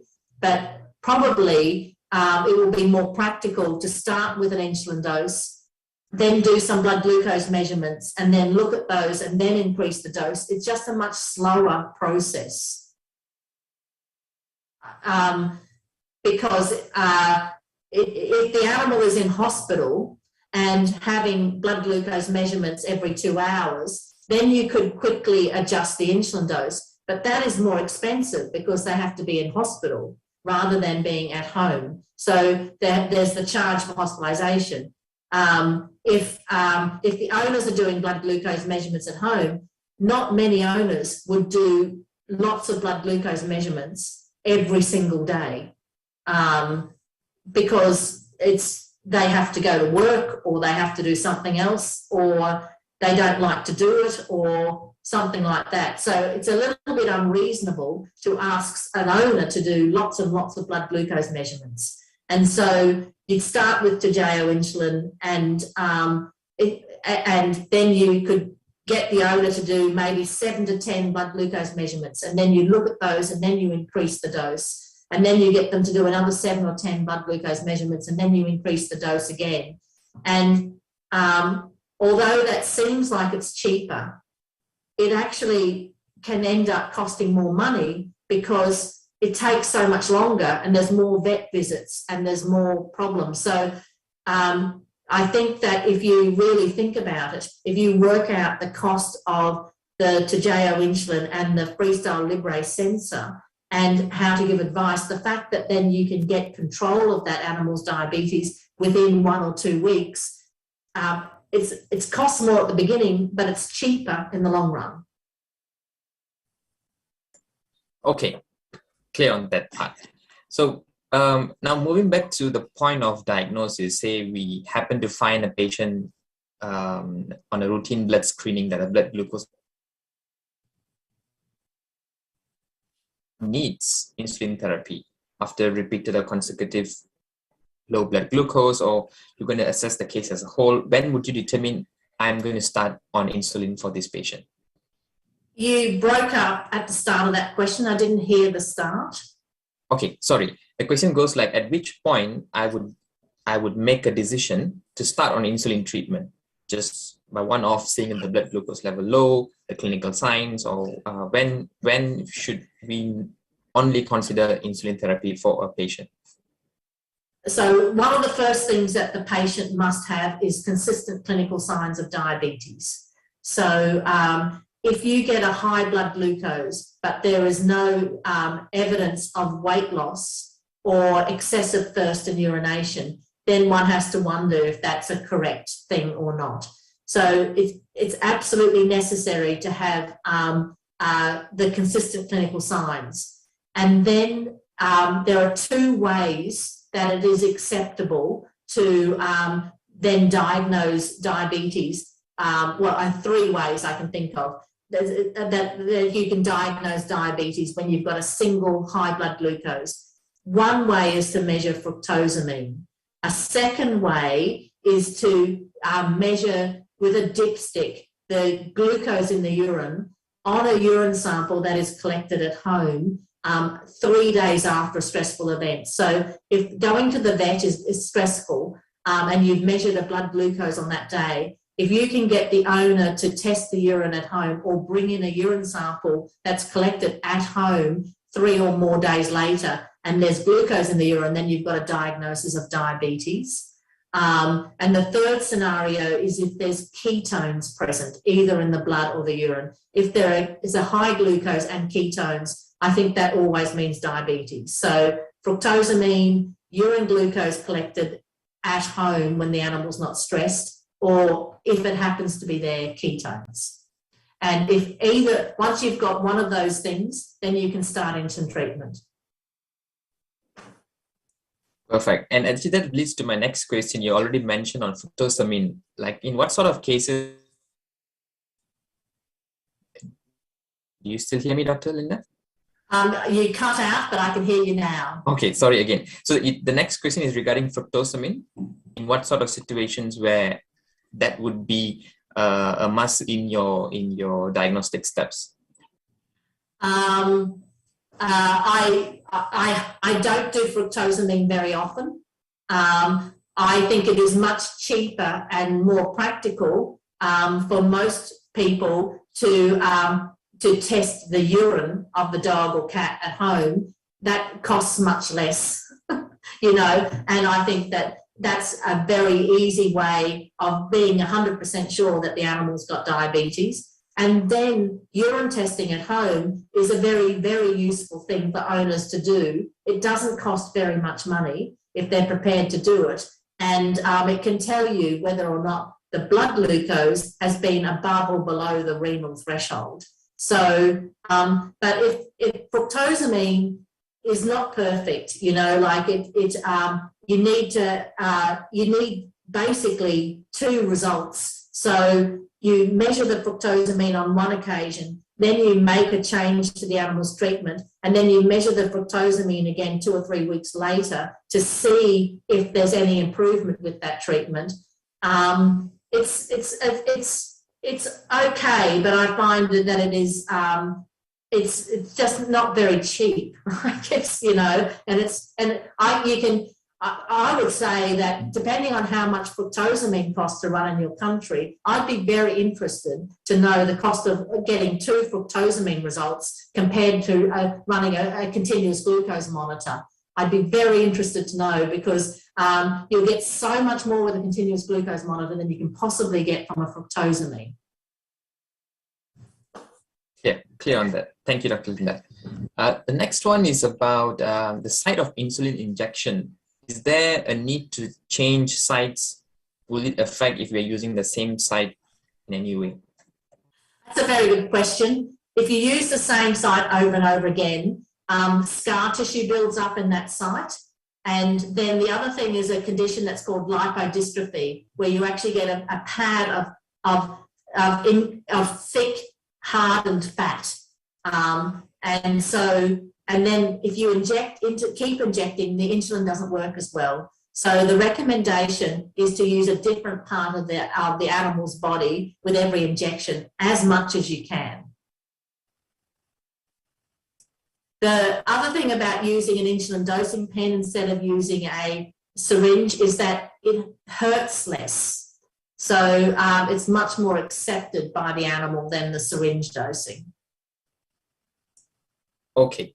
And so I think you kind of answered it already, but do you have any preferred sites? If you're going to start off the treatment with any preferred sites or regions at least that you would normally go for? So I think that it is easiest to inject into the scruff of the neck.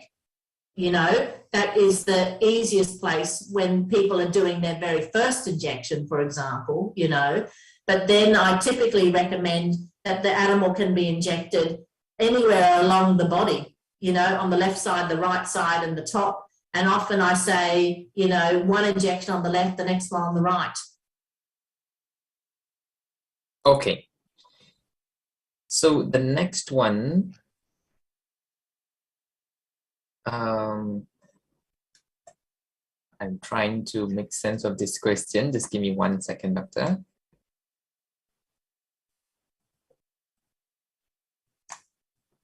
Okay, I'll keep that for the next. But there's another one here. You did mention the device reads an average of the past 8 hours, and that's the reading that you get. Was that right? No, that's not correct. So the white disc, it samples the interstitial glucose every minute, and it averages it over 10 to 15 minutes. So you get a glucose result every 10 to 15 minutes, and then that just keeps on happening. And then when you scan the disc, it picks up the last 8 hours of information. So it's truly continuous. Okay, understood. Noted on that. clear a bit. Okay, the next question, Dr. Lin, you have something to add? It's just, so this is very, very important, because a lot of people just think it's just that you just get the number when you scan, but you actually get every 10 minutes of glucose. There's nothing that compares to that. Got it. Clear. Thank you. So you did mention again about this not being able to differentiate between hypo or euglycemia. So then if that is what the only thing the owner has, and in any case, if there's an accident increase in insulin dosage, how would they determine if this pet is actually hypo and, do the necessary change and not risk the pet any further? So this is why people need help from their vets when they've got this. And what I tell people is they don't worry about any result as long as the animal is well. Okay. So people, it's very helpful. So if you've got an animal that is prone to having a hypo, if they have had hypos before and the owners have seen this before, then if they see the animal having a hypo, they can immediately scan it and actually see if the result says it's 15 millimoles per litre, then that's not a hypo. But if the result is low, well, then we know that's what's happening and they can take action. But they never, ever look at a result on the reader and have to take any action at all, ever. Okay, so it's about looking the case as a whole, not solely on the reading only. The pet's matters more. And so what we do is we, as vets, the process should be that we look at the information from the last few days or the last one day, and we make a decision to give some advice to the owner. So we look backwards, we see something, and then we decide what we're going to recommend for the patient. It's not micromanagement. We never, ever have a situation where the owners have to look at information and then take action and make a decision. Mm-hmm. They just collect information. Very difficult. You've got to be clear on all of this before you get started. Otherwise, it's a nightmare. With some owners, we can all imagine some owners that this would be a terrible thing for them to be seeing these numbers and trying to control it, themselves. Other owners can really use it and enjoy it.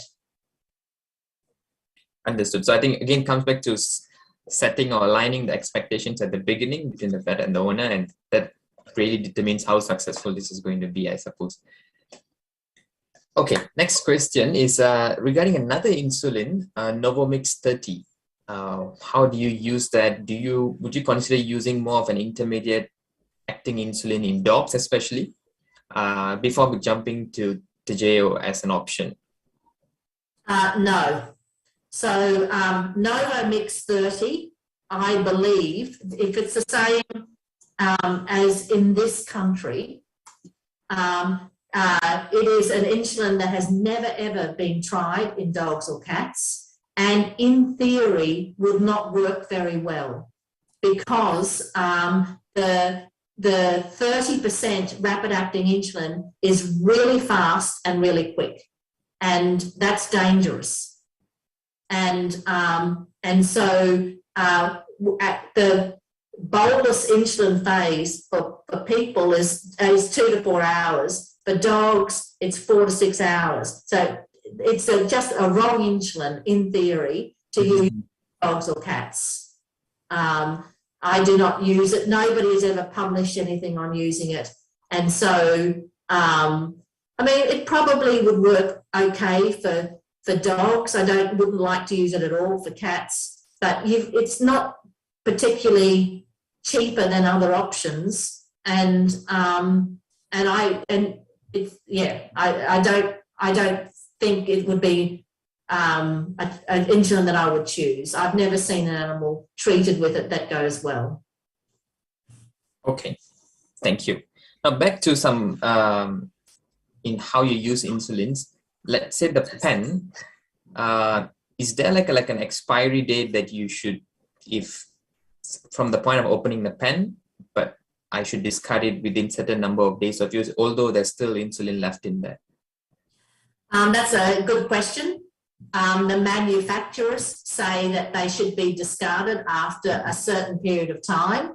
I think it's 45 days for Toujeo insulin, but I do not tell people to throw out the pens when there's still insulin in them, and I don't have a problem. I think it will last a bit longer if it's in the fridge rather than not in the fridge. But if there's a problem with the insulin, I think you've got to get a fresh pen and start using it. But if things seem to be going well, I am happy usually to just keep on going with the pen. Understood. So I think I've shared this to you, Doctor. Over here, the Lantus version of the glargine is quite commonly used. And we also have Levemir, I think, or Ditemir. If these two were your options, is there anyone you would cite to?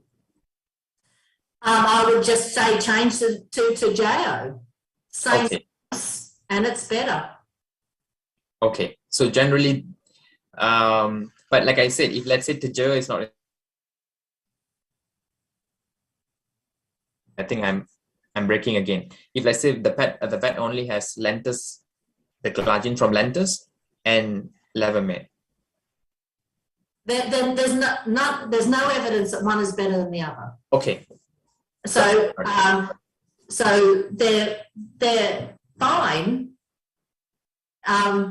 That both Lantus and Levemir are good intermediate acting insulin preparations, but they are not as predictable or as reliable as Toujeo. Like, it's just it's just a fact. And so Lantus and until Toujeo, that's what we used. We used Lantus and Levemir. But now we have a new one which is better and costs the same. Okay. The next one, I think probably one of the last few questions, Dr. Linda, is the glue that you use. I suppose from my readings, it's the pretty standard super glue, or some of them known as the elephant glue that we use. But is that so? Can you clarify the type of glue that you use on the disc? I just use some type of super glue, you know. Some people use tissue glue, but that's more expensive. And, you know, it's in the fridge, and the super glue is in the drawer. Okay. It's, yeah. So now that question on, since the disc is only going to last for maximum of 14 days, so is it okay to keep inserting it at the same site, or you should be moving around? Like, should we choose other sites as? So one thing that I recommend is that when the sensor stops working, I tell people to leave it on, because if you pull it off, you might hurt the animal, you know, because it's stuck. If it's still stuck there, eventually what happens is the hair grows and it comes off by itself, you know. But especially with cats, if you remove it, you can actually take off the top layer of skin, so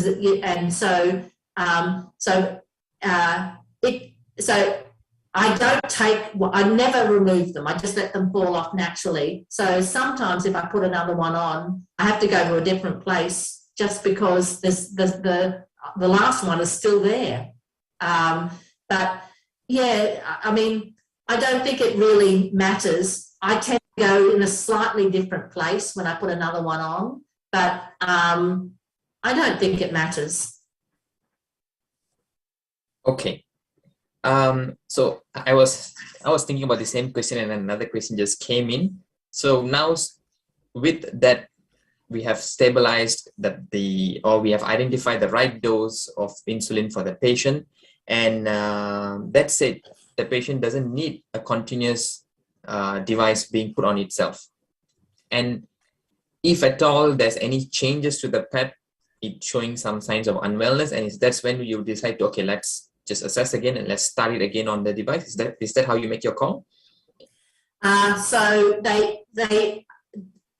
it sounds like I have got shares in the company, and I promise you I don't, but it's insulin, you know, like, and I have been treating diabetic dogs and cats for decades, and I have never ever had such good results as I have with this insulin. It is amazing. They stay really stable. But so for instance, with a cat, what might happen is that the cat might head towards remission. And so when that happens, what we have to do is we have to see that we have to decrease their insulin dose, because when they go to remission, they don't need insulin anymore. So the onset of remission is a period when they're prone to hypoglycemia. Mm-hmm. So once we've got good control of the cat's diabetes, I actually like using something very simple like urine dipstick tests, and which are very easy to do if it's an indoor cat, because you can just get the litter, a spoonful of the kitty litter that's been urinated on, put it in a cup, add a bit of tap water, stir it around and put a dipstick in and find out if there's glucose or not in the urine. An owner can do that every day. It doesn't cost very much money. And when there's no glucose in the cat's urine for maybe 1 week, then I decrease the insulin dose. And I would just do that until they're not on insulin anymore. So I do like some really cheap, basic ways of monitoring diabetes. I like the owners testing the urine for glucose, and I like people. I think the other thing that's very easy is to weigh the animal. You know, so if they're losing weight, then the diabetes might not be well controlled. But the other thing, of course, is that if their diabetes is well controlled and they start gaining weight, well, then they might have insulin resistance associated with becoming overweight. So weight management is obviously very important, and just weighing the animal. We have people who have the scales at home and just weigh their cat or dog at home. And the other thing is measuring how much water they take. So anything, there's all sorts of ways of monitoring. But I think that there are some really cheap and easy ways of doing it. So once you've got the diabetes under control, then you just need some really routine, basic ways of monitoring. And it might just be that, you know, once a month they have an appointment at the vet and they get weighed and have some simple assessment of how they're going. Okay. I think, thanks for clarifying that, Dr. Linda, because some other questions came in, and I guess some of our participants here had the idea that we are going to use this for life. But like from what you said, it's more at the beginning to identify the right regimen. Once the patient is stable, you don't need this disc every fortnight already, correct? That's correct. So I have some owners who love it and they learn how to put it on themselves, you know, and they're using their own phone app, you know. So people, anybody in Malaysia can go to that website and buy that stuff. You know what I mean? They can go onto YouTube and find out how to put it onto their dog or cat. So if people like doing it, some people like doing it, but I don't insist on that, and I think it's expensive. I think if you use it correctly, I think it's cost effective, because you can say to someone, okay, your dog's or your cat has got terrible diabetic control. Let's do this, and we will get the diabetes under control in the next 1 or 2 weeks. And this is how much it's going to cost. And that is value for money, I think, you know. But if you're using it all the time, it is quite expensive. And so I do not make people pay a lot of money,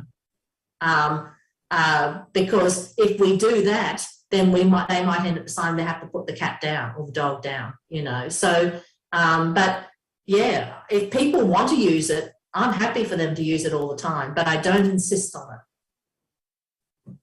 Okay. Another question on dosage, Dr. Linda. Say if I have a dog on an intermediate acting insulin and the dose was at 10 units twice a day. So now when they're switching to the JO, they're going to start at 20 or at 10 once a day? At 13. 13 once a day. 30 or 13? I lost you. 13. 13 once a day.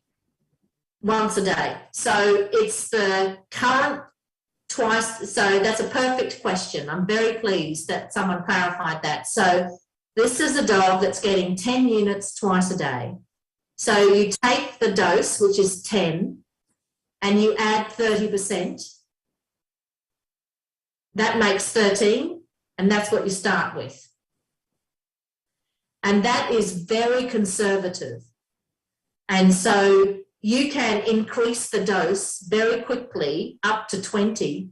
And by the time you get to 20, the dog is getting the same dose that it was getting the day before. Do you see that this is very safe? Very safe. Okay, my connection is a little wonky today. Can you hear me now, Dr. Linda? Sure. Okay, good. So again, back on dosing, there's another question on, is there like a limit of the JO in terms of like the dose that you would go to, like a ceiling? No. This is again a very good question. So there's all these rules about what insulin resistance means, you know. So there are some rules that say a dog has or a cat has got insulin resistance when they're receiving 1.5 units per kilo or 2 units per kilo. And that is true, but it doesn't mean that you don't use those doses. It's not like it's evil to use those doses. If an animal needs a high dose, then you have to give a high dose. Otherwise, their diabetes will not be controlled. Okay, clear on that. I think we answered this question earlier, Dr. Lin, but just to check again. So if the patient has been stabilized and there's no need to keep using a new sensor every 14 days, and how long would you, if that's the case, how long would you keep on using the same dose of insulin and before considering putting a new sensor? And from what your answer you said earlier is you don't need a new sensor to determine that. You would use cheaper means to check.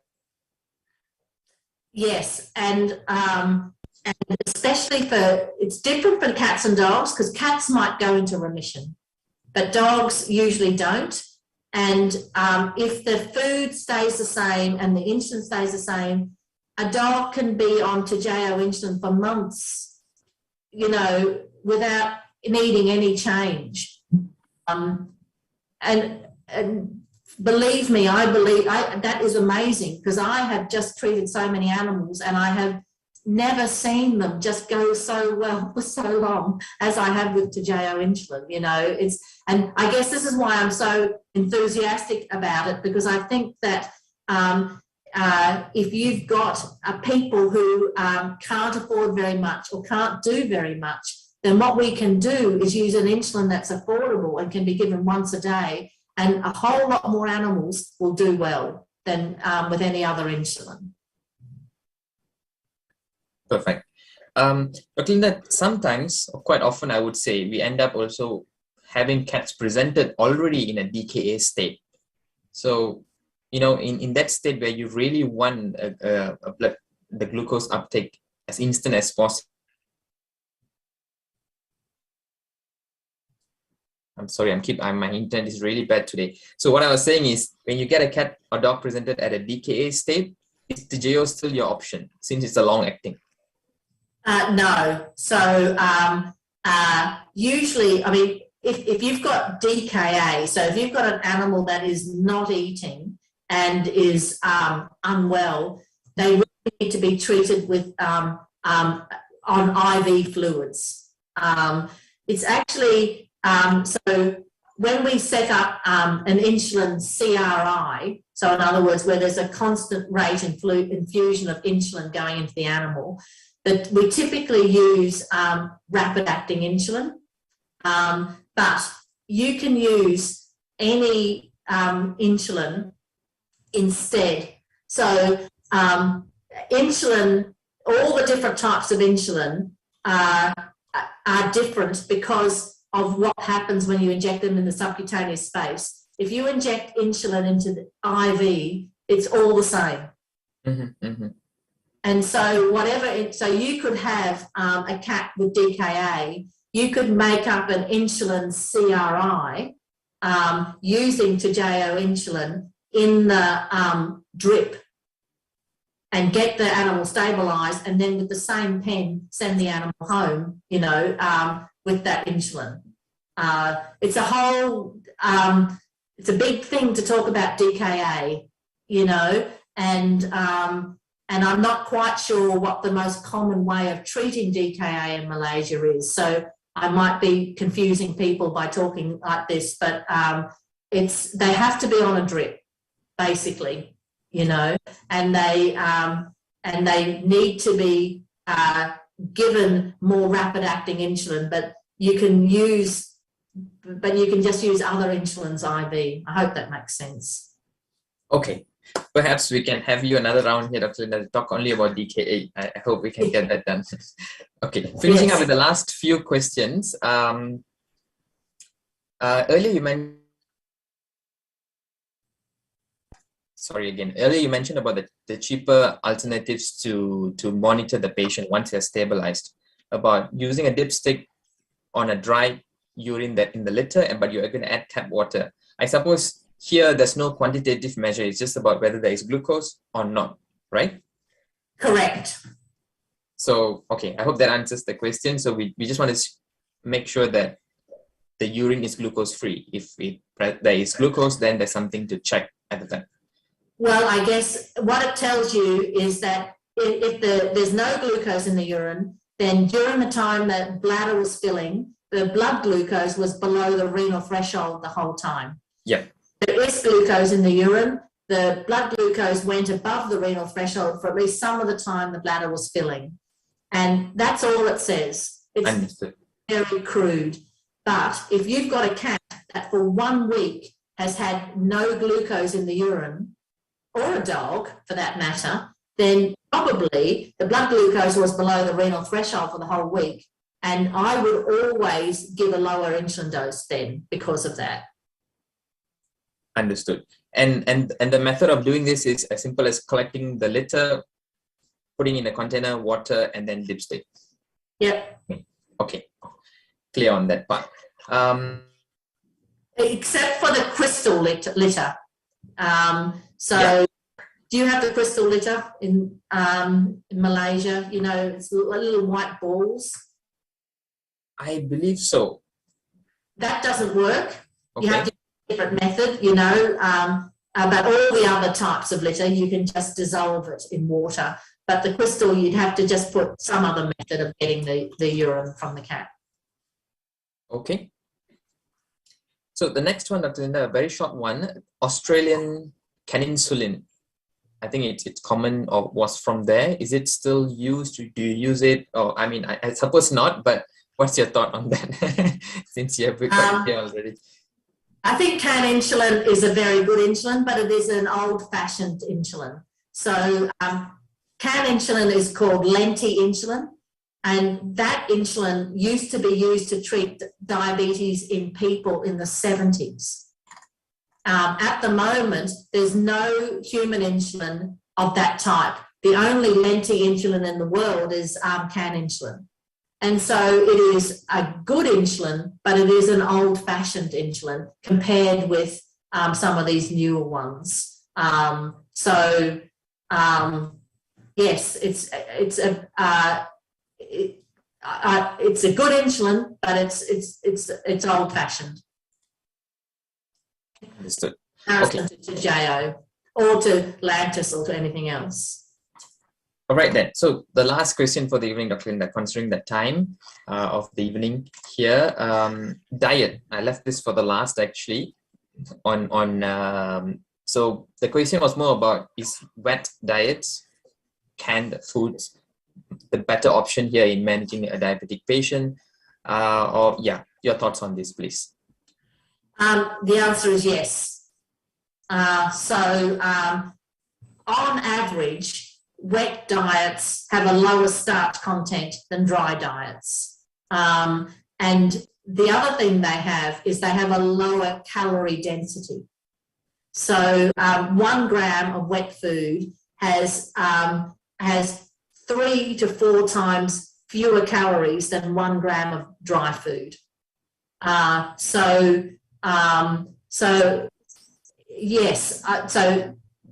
there's 2 advantages. One advantage is, there's 3 advantages, I guess. One is that most wet foods have a low starch content, and the lower the starch content, the less the glucose rises, the blood glucose rises after eating.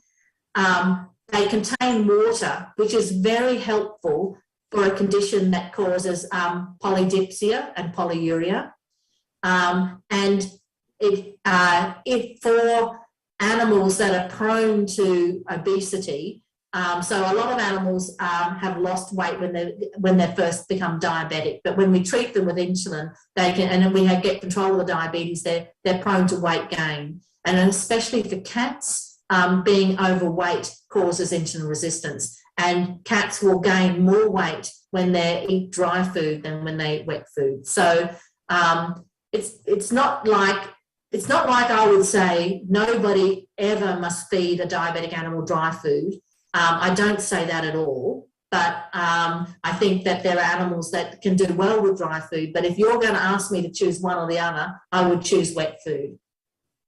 Okay, I think I've mentioned this to you, Dr. Linda, and also for our viewers here. At least in Malaysia, we do not have the wet option for the prescription diabetic diet. We only have the dry option. So in a case where the pet can do, or it wouldn't mind eating dry or wet food, and since now in Malaysia we only have the dry diabetic, you might opt for a non-prescription wet food as to the dry diabetic diet. I know you have very kindly sent me a list of the wet cat foods and dog foods that Royal Canin sell in Malaysia, and I looked at them. Every single one of those wet foods is suitable for feeding of the cat foods. Every single one of them is a suitable diet for a diabetic cat. Okay. You know, so every single one of them that you sent me, and I guess you can send that information to anybody who asks you.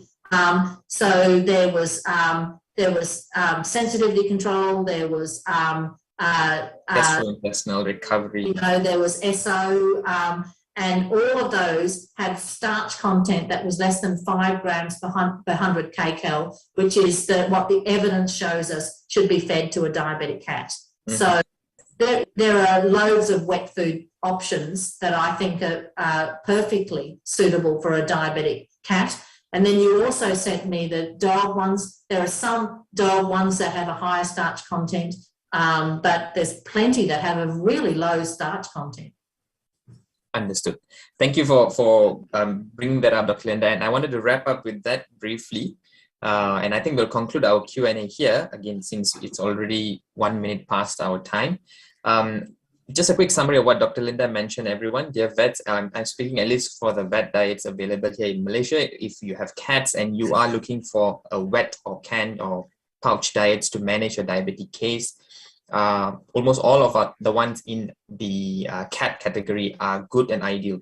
The starch content is at the recommended amount, like Recovery Can is perfect, gastrointestinal, and even sensitivity control. These are all good options. For dogs, again, like Dr. Linda mentioned, there are a few that probably we should be avoiding, like hypoallergenic, gastrointestinal, low fat, and hepatic, and renal. So I would not use any of this, or we won't recommend. Well, I guess one thing that we haven't, so the information for the requirement for cats is much lower than for dogs. Okay. We don't actually have a starch requirement for dogs that's official, that's based on any sort of evidence. Okay.